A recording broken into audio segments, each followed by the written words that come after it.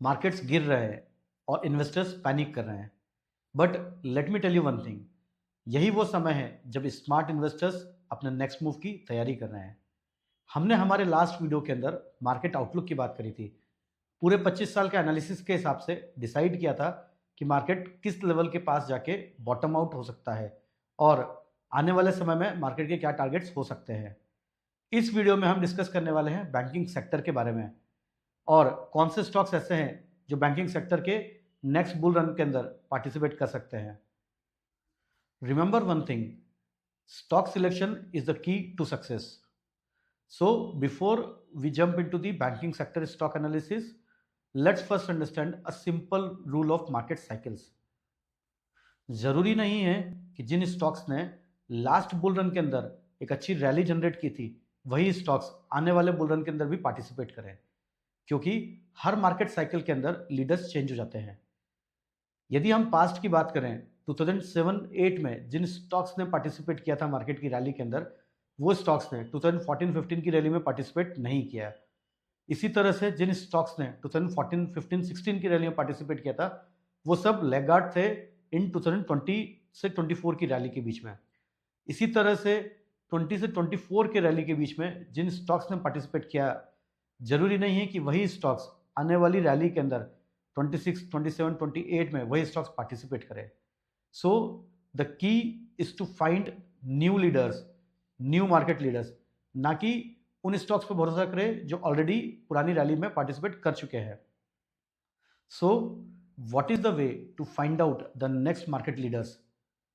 हमने हमारे एक्सपीरियंस से दो तरह के स्टॉक्स आइडेंटिफाई किए हैं जो हर बुल रन के अंदर पार्टिसिपेट करने की क्षमता रखते हैं।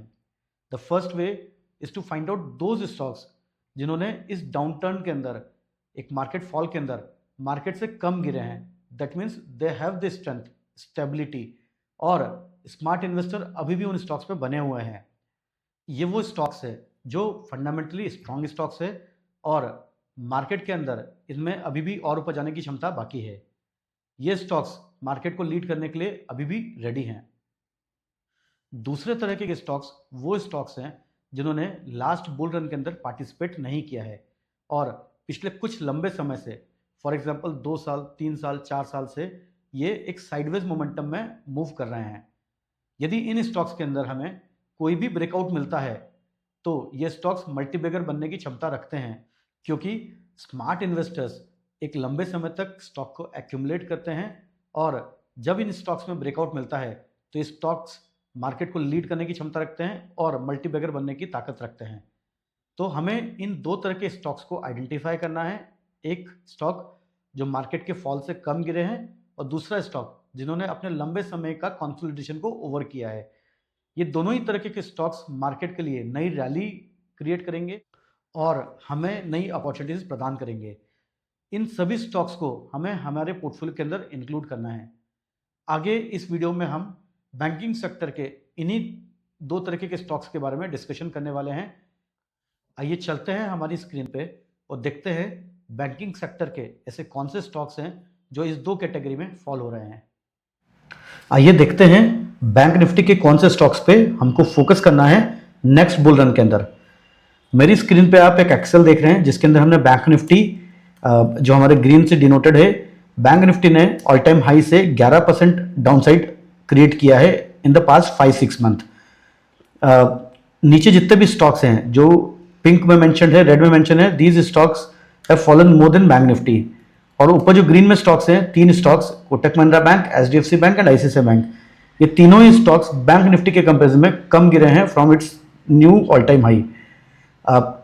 यदि इन तीनों स्टॉक्स की बात किया तो तीनों स्टॉक्स फंडामेंटली अच्छे स्टॉक्स हैं और इनमें स्मार्ट इन्वेस्टर्स या इंस्टीट्यूशनल इन्वेस्टर्स अभी भी बने हुए हैं और इनका फेथ अभी भी जारी है इन स्टॉक्स के अंदर। आपके पोर्टफोलियो में यदि ये 3 स्टॉक्स हैं तो आप इसको होल्ड करके रख सकते हैं। यदि ये स्टॉक्स नहीं हैं और जो बॉटम वाले स्टॉक्स हैं इनमें से कोई स्टॉक है तो आपको ध्यान रखने की जरूरत है। आप अपने फाइनेंशियल एडवाइजर से कंसल्ट करिए और इसके ऊपर you need to take action.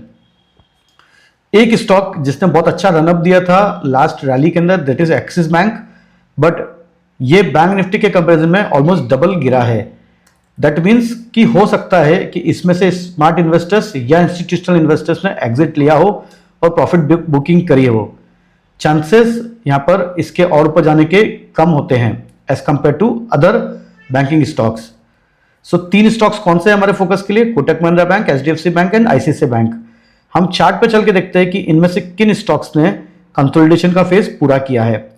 So ICICI bank ने पिछली पूरी रैली के अंदर एक बहुत अच्छा पार्टिसिपेशन दिखाया है, as per chart we can see this, but इसमें अभी भी इन्वेस्टर्स का फेथ कायम है, so we can continue holding this stock. HDFC bank we can see almost 2021 के बाद से स्टॉक सिमिलर लेवल्स पे ट्रेड कर रहा है, बट इसका ओवरऑल ट्रेंड पॉजिटिव है और इसने रिसेंटली ही 1764 का जो हाई था इसका उसको ब्रेक करा था। मार्केट की गिरावट में नीचे आया है, बट यदि ये स्टॉक 1700 के ऊपर 1800 के ऊपर मेंटेन करता है और मार्केट एक रिकवरी देता है तो बहुत सारे चांसेस है ये स्टॉक मार्केट लीडर बन सकता है अगेन। एक और स्टॉक है जो कोटक महिंद्रा बैंक है। कोटक महिंद्रा बैंक भी 2020 से ऑलमोस्ट पिछले 4 से 5 सालों से एक रेंज में कंसोलिडेट कर रहा है। मार्केट रिकवरी में यदि हमें इस स्टॉक के अंदर कोई भी ब्रेकआउट मिलता है तो ये एक अच्छा मल्टीबैगर स्टॉक हो सकता है। आपके पोर्टफोलियो में कौन सा स्टॉक है ये आप हमें कमेंट करके बताइएगा। आप किन स्टॉक्स को बाय करना चाहते हैं ये भी आप हमें कमेंट करके बताइएगा। उसके ऊपर भी हम डिटेल एनालिसिस क्रिएट करने की कोशिश करेंगे। आप भी हमारे साथ बने रहिए चैनल के ऊपर, हमें सब्सक्राइब और लाइक जरूर करिए।